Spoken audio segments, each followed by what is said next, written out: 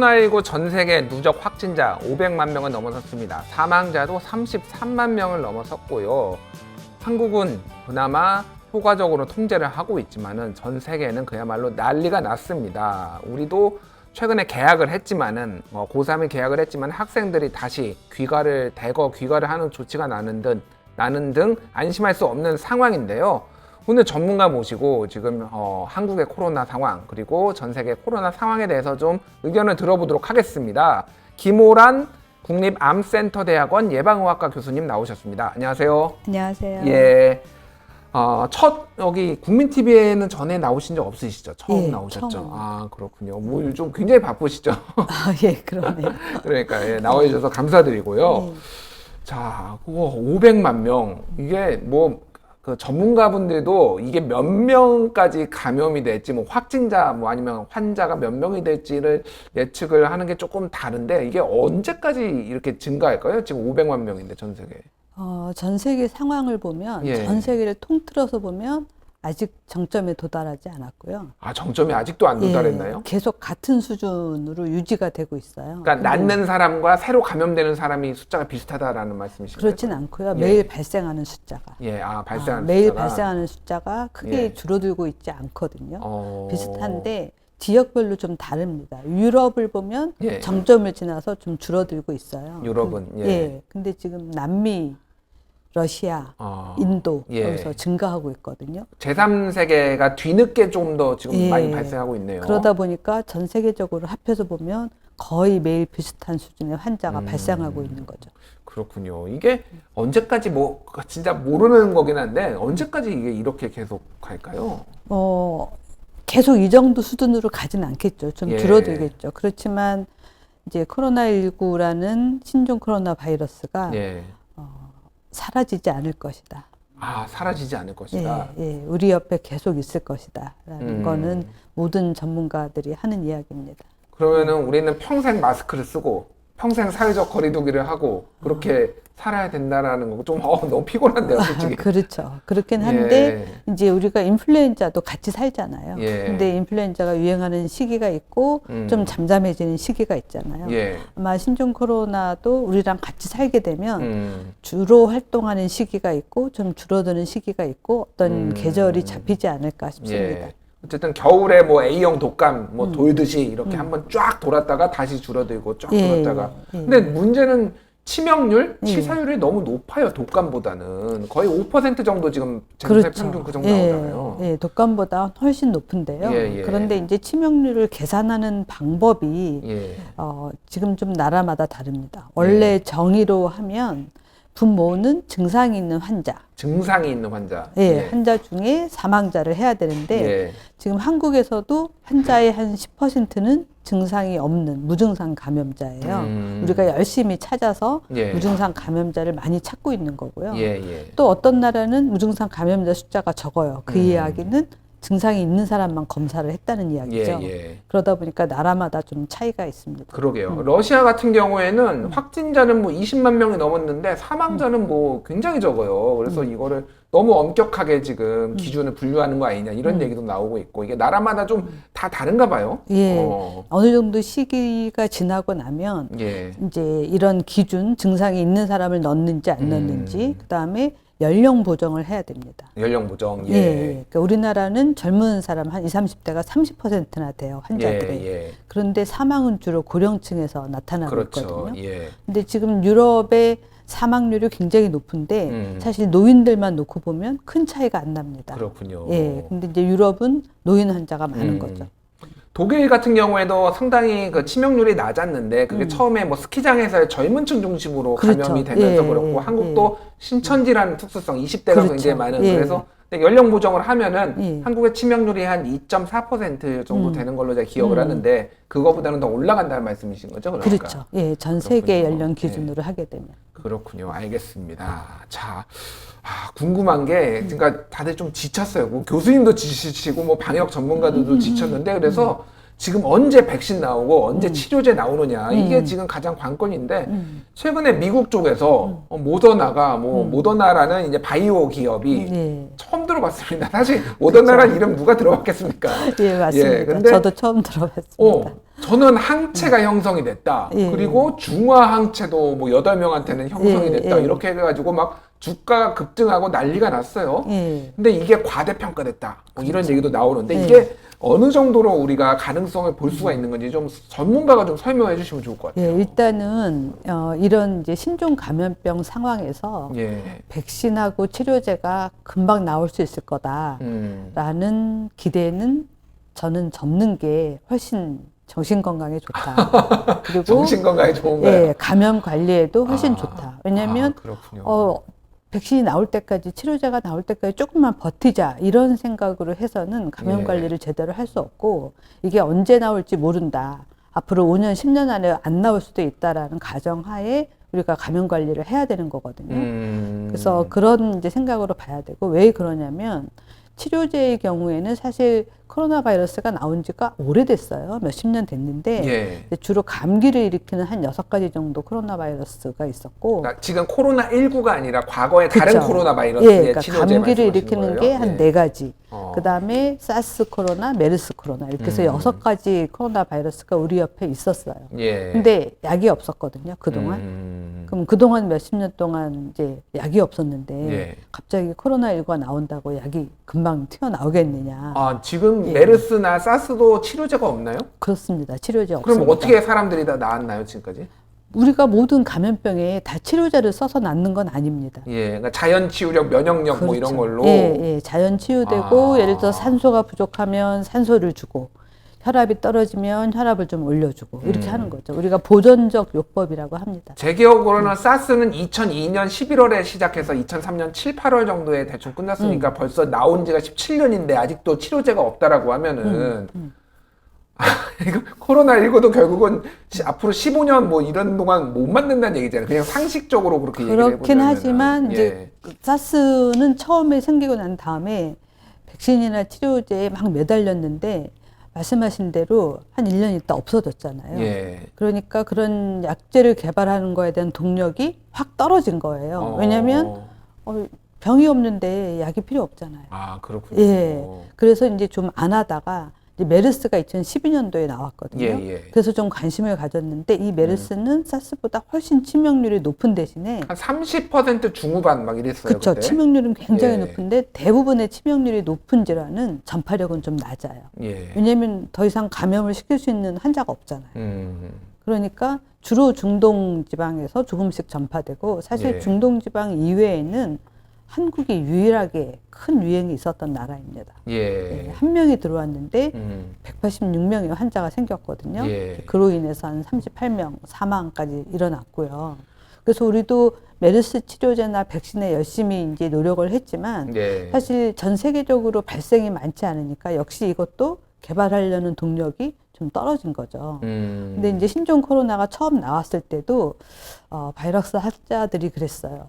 내가 이걸 해야 되나 말아야 되나. 얘도 이제 왔다가 또 조금 있다가 금방 가는 거 아닌가. 예. 이랬는데 이제 이게 전 세계를 덮치니까 안 되겠다. 이거는 안 없어질 것 같다. 그러니까 치료제랑 백신을 빨리 개발해야 되겠다. 그래서 지금 이제 열심히 노력을 하고 있는 거죠. 예. 좀 어쨌든 힘은 빠지는데 우리가 진실을 알아야 되니까 어쨌든 짧은 시간 내에는 힘들다라고 예. 했는데 자 그러면 1상, 뭐 2상, 3상이라는 게 있는데 1상을 통과했다라는 게 좀 어떤 의미인가요? 이게? 이제 보통 치료제나 백신을 개발하면 예. 처음에는 동물 실험을 하죠. 예. 이제 그건 말 그대로 실험이에요. 예. 동물 실험을 해서 뭔가 이제 효과도 있는 것 같고 안전하기도 한 것 같다. 예. 그러면 이제 사람한테서 시작을 하는데 그건 예. 실험이라고 얘기 안 하고요. 우리가 시험이라고 합니다. 시험. 예, 그러니까 그래서 이제 챌린지라고 또 영어로 트라이얼이라고 예. 합니다. 그래서 클리니컬 트라이얼을 하는데 예. 3단계를 거쳐요. 그래서 첫 번째 단계는 일단 안전한지 보는 겁니다. 예. 그리고 사람한테 처음 쓰는 거니까 양을 얼마나 줘야 되는지, 이제 어떤 방법으로 줘야 되는지, 먹는 게 좋은지, 주사를 맞는 게 좋은지, 뭐 바르는 게 좋은지, 이제 이런 여러 가지 방법을 검토를 해보는 거예요. 예. 당연히 건강한 자원자를 대상으로 하죠. 규모도 이제 소규모로 몇십 명 정도 하고요. 그래서 거기서 통과를 하고 나면 그 다음에 이제 이상은 효과가 좀 있는지를 보고 거기서 좀 통과를 하면 3상이 이제 마지막 단계인데 거기는 대규모로 우리가 이제 가짜 약이라고 하죠. 플라시보. 예. 그래서 한 그룹은 진짜 약을 주고 한 그룹은 가짜 약을 주는데 서로 모르게 하는 거예요. 어떤 약을 받았는지. 플라시보 효과를 예. 차단하기 위해서 그런 예, 건가요? 예, 그렇습니다. 아, 그래서 그렇군요. 우리가 이제 예. 맹검 시험이라고 하는데 예. 그렇게 마지막 3단계를 마치고 나서 성공을 하면 이제 식약처 FDA가 판매를 허가해 주는 겁니다. 그렇군요. 그러면 그때부터 이제 팔 수 있고요. 그 다음에 이제 판매가 사실 시작되면 굉장히 많은 사람, 예. 또 취약한 사람도 그 약이나 백신을 쓰게 되잖아요. 그래서 추가적으로 정말로 안전한지, 정말로 효과가 있는지를 이제 보게 됩니다. 데이터들을 다 모아서 다시 분석을 해야 되는군요. 그렇죠. 그러니까. 그러니까 이제 4차는 사실 임상 시험이라기보다는 우리가 이제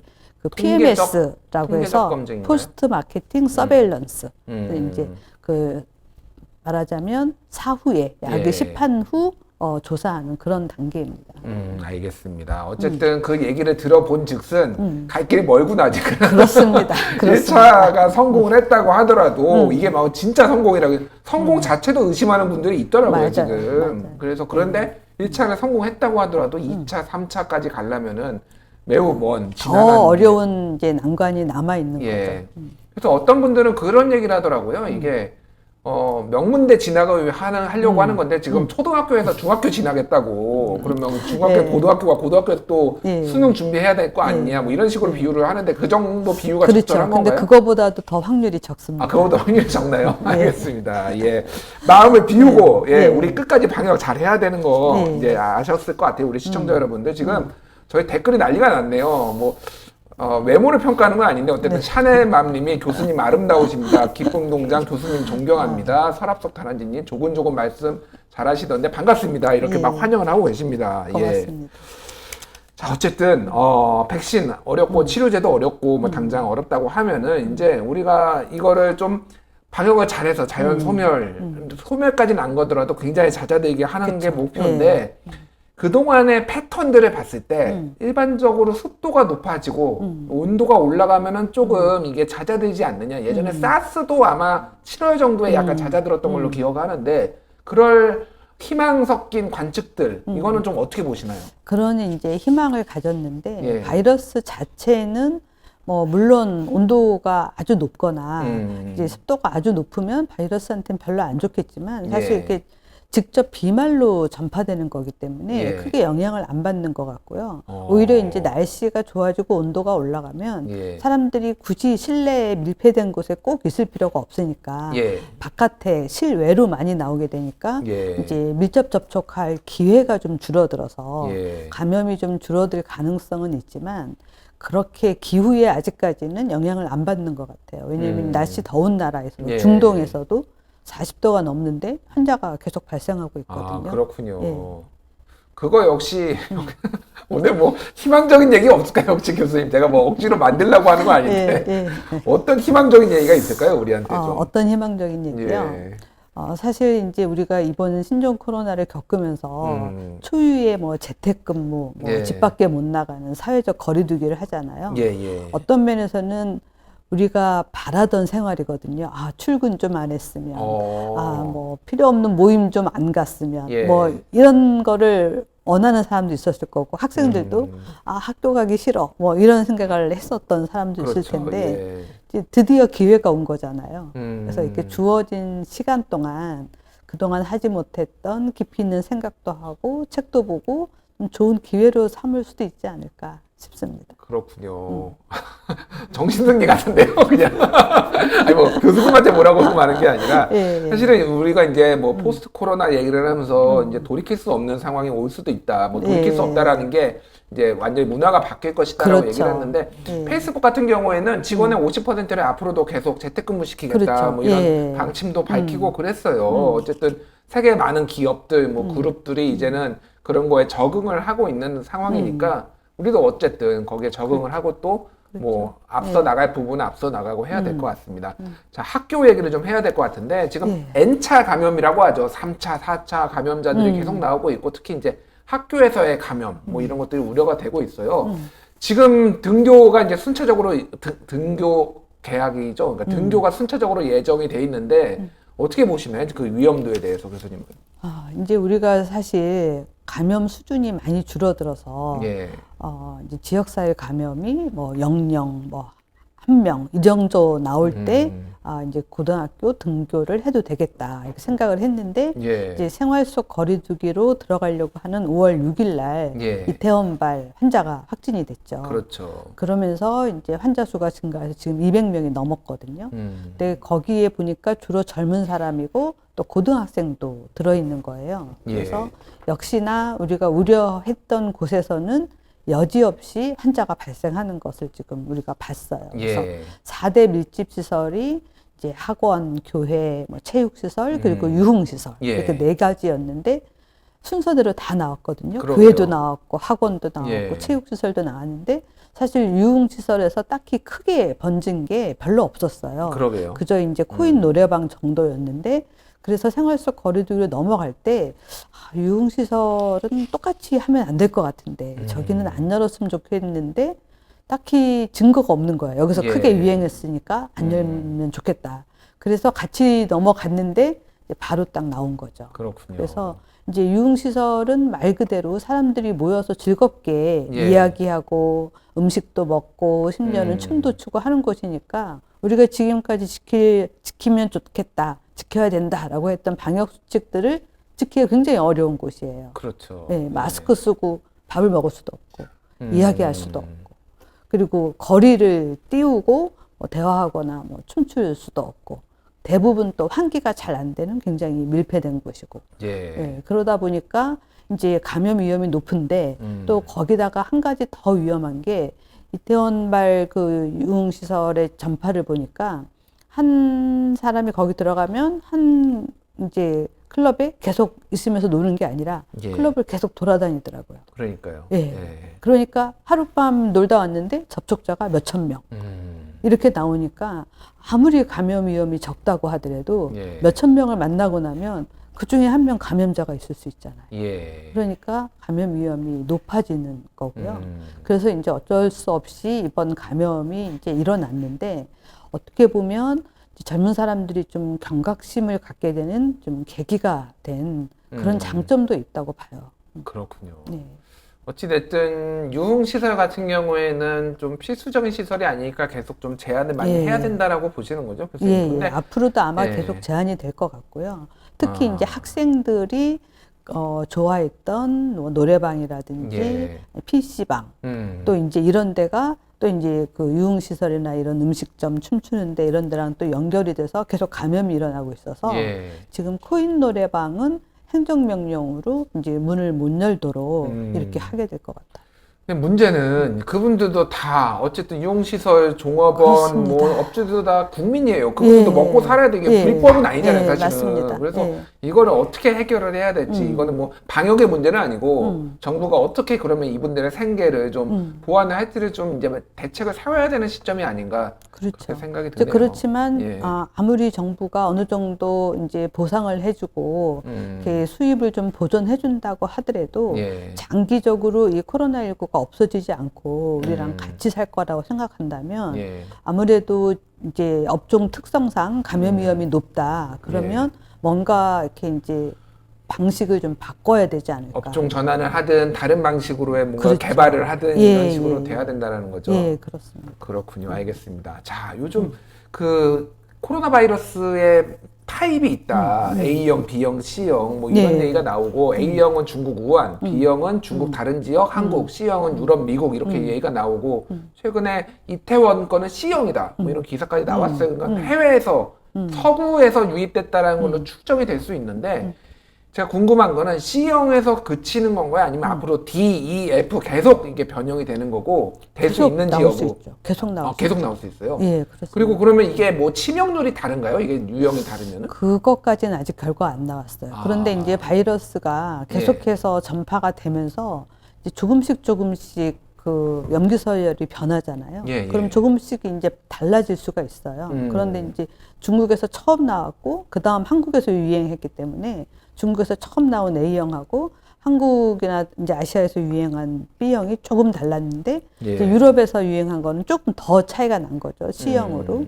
그렇지만 실제로 우리나라에서도 이번 이태원발 유행 이전에 예천, 경북 예천 유행에서도 C형이 있었습니다. 있었어요? 예, 그래서 이게 처음이다 이렇게 볼 수는 없고요.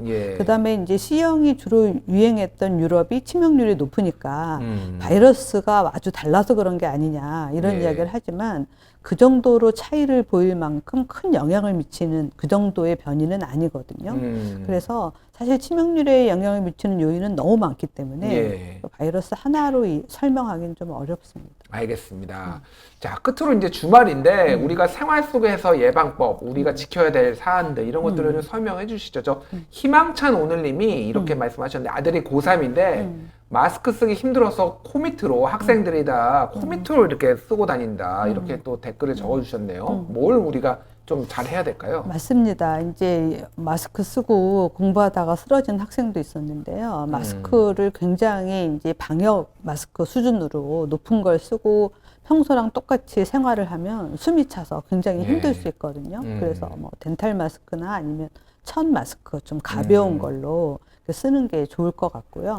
이제 주말이니까 또 사람들이 많은 모임도 있을 수 있는데 우리가 지금까지 강조해왔던 방역 수칙을 계속해서 지켜야 됩니다. 그렇지만 날씨가 좋으니까 야외에 나가서 사람들이 좀 띄엄띄엄 떨어져 있는다.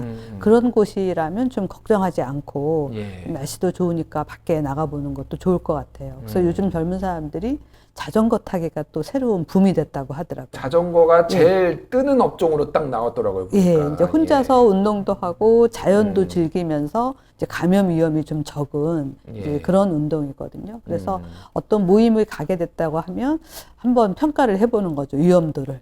여기가 어떤 장소에서 얼마나 밀접 접촉이 있는 것인지. 그래서 위험도가 높다면 조심을 하셔야 됩니다. 꼭 본인을 위해서도 그렇고 본인의 가족이나 친구를 위해서도 그렇습니다. 알겠습니다. 일단 스스로 어쨌든 항상 마음속에 두고 위험도를 스스로 한번 테스트를 해보면은 아무래도 감염에 좀 더 위험도가 낮아진다 이런 말씀을 해주셨습니다. 처음 나오셨는데 너무 조곤조곤 설명을 잘 해주셔서 좀 뭐 칭찬들이 지금 뭐 난리가 났습니다. 예, 알겠습니다. 예, 다음에 또 기회 되면 또 한번 나와주세요. 지금까지 감사합니다. 김호란 국립암세타 예방의학과 교수님이었습니다. 감사합니다. 감사합니다.